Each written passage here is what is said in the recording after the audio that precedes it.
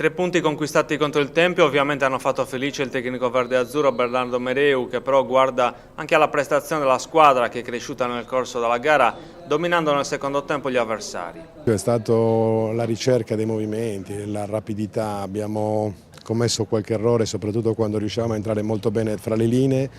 ma invece di tenere palla giù e cercare la rapidità sollevavamo la palla e davamo la forza a loro di poter ripartire. Però ecco, una Nuorese da apprezzare molto, perché ha sempre cercato di tenere il bandolo del gioco, non abbiamo mai buttato la palla, abbiamo avuto anche una buona circolazione.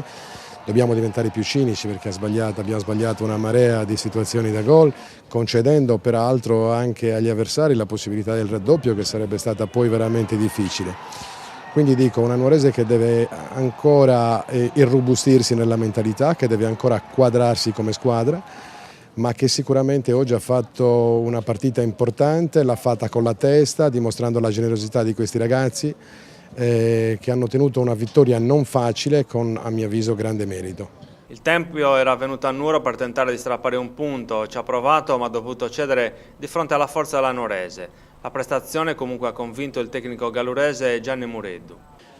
Alla fine sì, però diciamo che dopo un primo tempo giocato alla pari, dove siamo riusciti ad andare in vantaggio meritatamente, anche se la Nuorese a fine del primo tempo ha avuto qualche occasione sempre su calcio piazzato.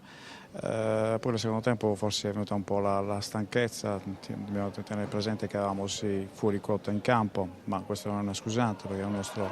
modo di fare calcio. Mi dispiace che poi dopo